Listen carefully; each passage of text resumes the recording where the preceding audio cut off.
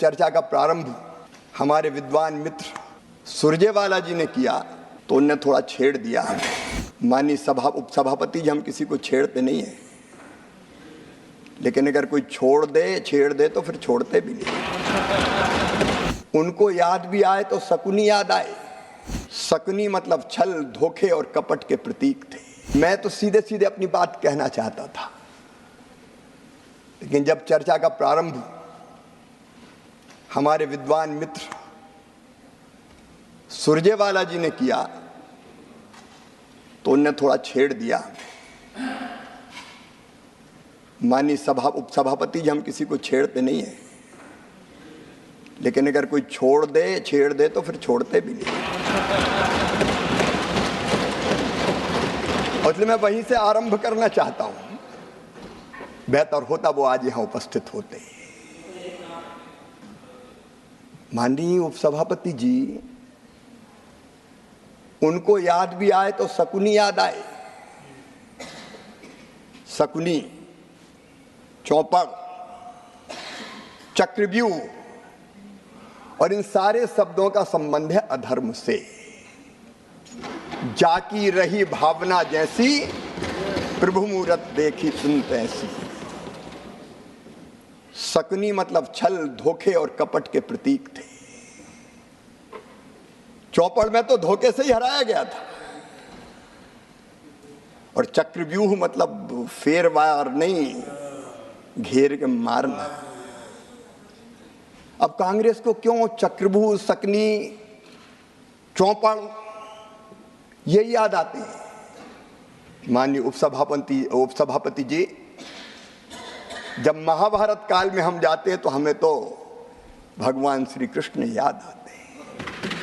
यदा यदा ही धर्मस्य ग्लानिर्भवति भारत अभ्युत्थानम धर्मस्य तदात्मानं सृजाम्यहम् परित्राणाय साधूनां विनाशाय च दुष्कृतां धर्म संस्थापनार्थाय संभवामि युगे युगे।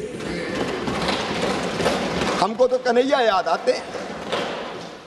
जब जब धर्म की हानि होगी, अधर्म बढ़ेगा, पाप बढ़ेगा, अत्याचार अनाचार बढ़ेगा, तब तब धर्म की रक्षा और अधर्म के नाश के लिए मैं बार बार आऊंगा, ये भगवान श्री कृष्ण ने कहा था। लेकिन अनीति और अधर्म किसने किया? ठगी किसने की? माननीय उपसभापति जी, कांग्रेस के डीएनए में ही किसान विरोध है। मैं ये कहना चाहता हूं। ये आज से नहीं, प्रारंभ से ही कांग्रेस की प्राथमिकताएं गलत रही है।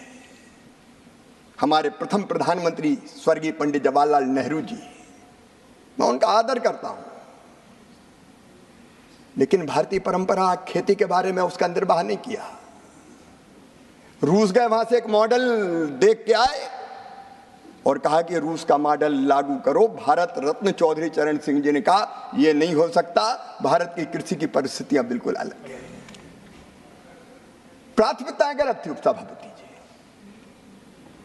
17 वर्ष तक उन्होंने प्रधानमंत्री जी के पद को सुशोभित किया, लेकिन तब क्या होता था?